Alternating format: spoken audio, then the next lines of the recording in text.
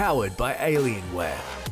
Hey everyone, Andrew here. Today we're looking over the new Alienware Aurora. First things first, we need to know what spec the Aurora comes in and which one we had the pleasure to test and try out.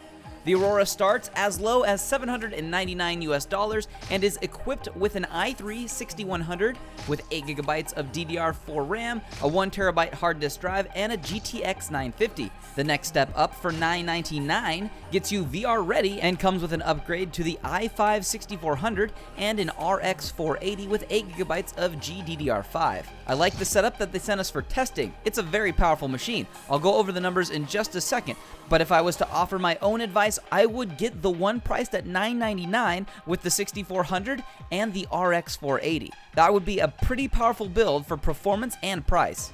Apart from the juicy bits of each PC, they are equipped with Intel's 3165 802.11 AC Wi-Fi wireless LAN and Bluetooth 4.2. Windows 10 OS packed into a case that is 18.6 inches tall by a little over 14 inches deep and a bit over 8 inches wide.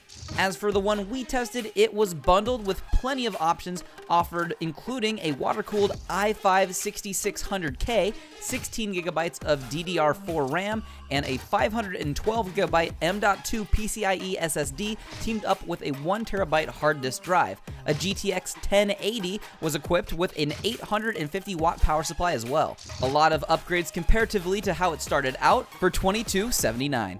As for performance, we tested everything at 1080p since that's what the majority of the gaming community is still using, but don't worry, we also had the Vive on hand to test some VR titles. More on that in just a second. First was Overwatch. We tested on Epic with everything maxed out. We saw an average FPS of 130 and a max of 178.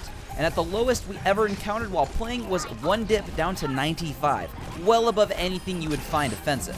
Next, we ran Dirt Rally's benchmark on Ultra with MSAA times 8. We saw an average FPS of 94 and a max of 143 and a minimum of 74.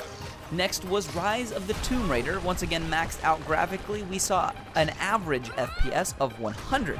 And for our final test, we went with the large open world of GTA 5 completely maxed out with MSAA times 4 and had an average FPS of 90. So what does this all tell us? Well, something we already know, the GTX 1080 destroys 1080p gaming.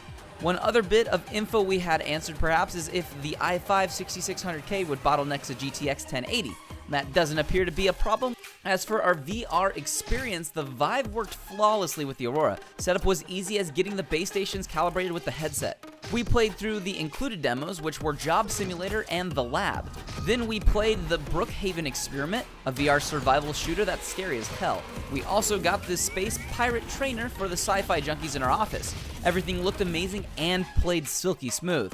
So where does that leave us? If you're looking for a desktop that is capable of a VR experience out of the box, the Aurora is a great option, and if you really wanted to push one of these units to the limit, you can even get one with dual GTX 1080s or RX 480s, and there's plenty of other options. There is always the Aurora's big brother, the Area 51, but if you're looking for more of a compact desktop at a more entry-level price and still is capable of hardcore gaming, the Aurora shouldn't be overlooked. As always, this is Andrew from Cursed saying thanks for watching and enjoy the game. This video has been powered by Alienware. 20 years of gaming excellence.